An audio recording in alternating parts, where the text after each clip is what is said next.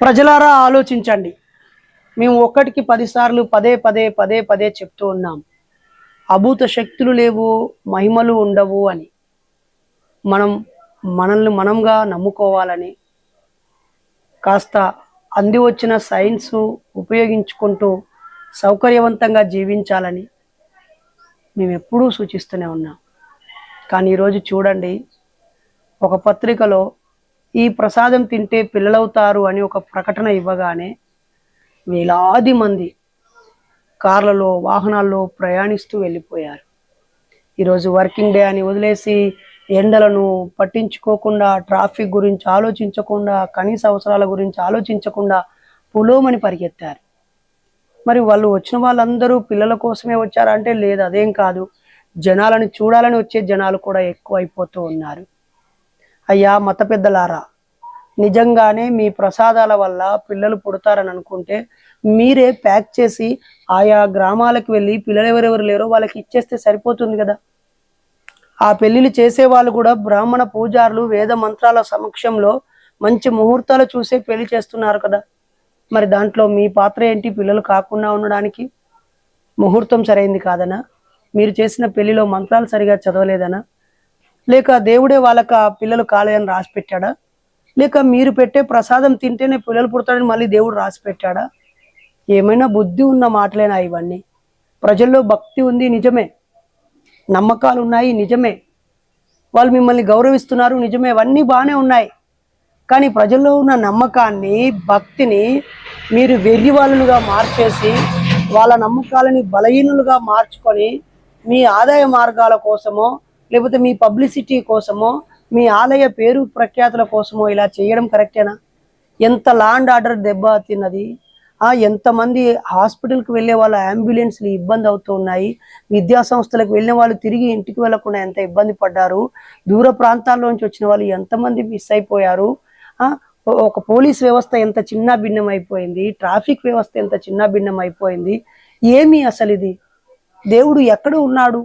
అంటే పిల్లలు కాకుండా దేవుడే చేసి, ఆ తర్వాత దేవుడే ప్రసాదం ఇచ్చి, ఆ ప్రసాదం తినగానే ఈమె ప్రసాదం తింది కాబట్టి మీకు ప్రెగ్నెన్సీ కావాలని చెప్తుందా?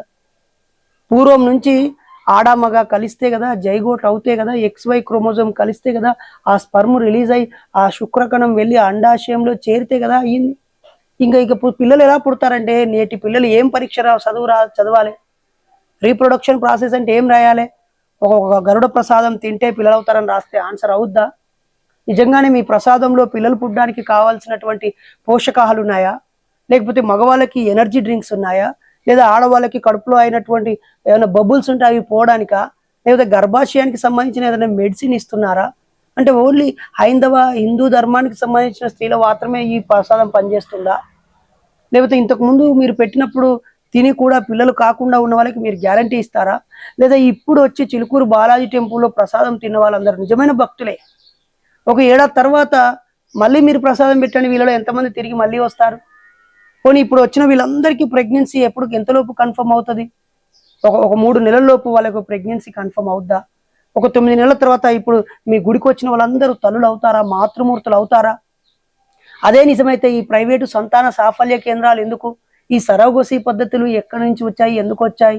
ఒక తల్లి కడుపులో ఉన్న పిండాన్ని ఇంకో తల్లి కడుపులో పెంచే స్థాయిలో సైన్స్ వస్తూ ఉంటే మీరేమో ఈ ప్రసాదం, అంతకుముందు కూడా లవణాలపల్లిలో నీళ్లు తాగితే పిల్లలు పుడతారంటే వ్యాన్లు వేసుకొని బస్సులు వేసుకొని వెళ్ళిపోయారు.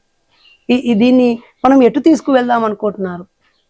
భార్యాభర్తలు కలిసి సంతోషంగా ఉండండి, ఆర్థిక ప్రెజర్ వదిలేయండి, మీరు యవ్వనంలో ఉన్నారు, ఆస్వాదించి కాపురం చేయండి, టెన్షన్ పెట్టుకోకండి.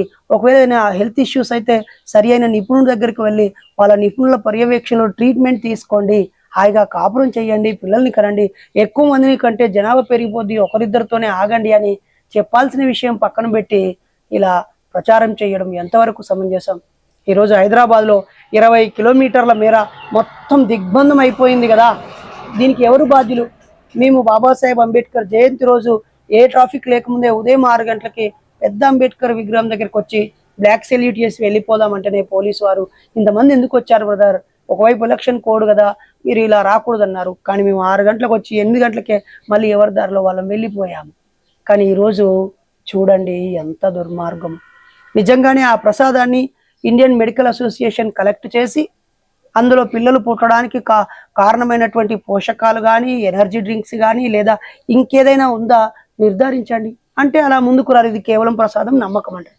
అంటే ఒక నమ్మకం పేరుతో ఎంతమంది బతుకులను చిన్న భిన్నం చేస్తున్నారు, వాడుకుంటున్నారు. చూడండి, ఆ ప్రసాదం కోసం వెళ్ళిన చెల్లెళ్ళు, అక్కలు, మన తోడా పుట్టిన ఆడపడుచులు ఎవరు బైపీసీ చదువుకోలేదా? ఎవరు బాటనీ జువాలజీ చదువుకోలేదా? ఎవరు టీచర్లు, డాక్టర్లు లేరా? ఎందుకు ఎందుకు ఇలా మనం వెళ్ళాలి? అయ్యా, దేవుడు అనేది ఒక నమ్మకము, ఒక భక్తి, ఒక భయము, ఒక కంట్రోలు, ఒక నమ్మకము, అలా అలా వెళ్తుంది. దాన్ని అలాగ ఉంచకుండా ఇలా ప్రజలందరినీ వెర్రివాళ్ళని చేయడం ఎంతవరకు కరెక్టు? వారిపైన న్యూసెన్స్ కేసు ఎందుకు పెట్టడం లేరు? చీటింగ్ కేసు ఎందుకు పెట్టడం లేదు?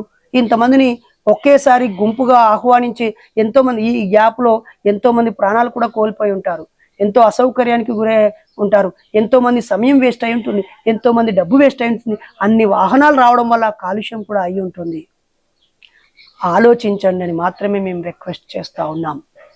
మరోసారి ఎవరైనా ఎక్కడైనా ఒక ముస్లిం అతను ఈ దర్గాలో ఇది చేస్తే మీకు అవుద్ది అనగానే పొలమని నమ్మి వెళ్ళకండి.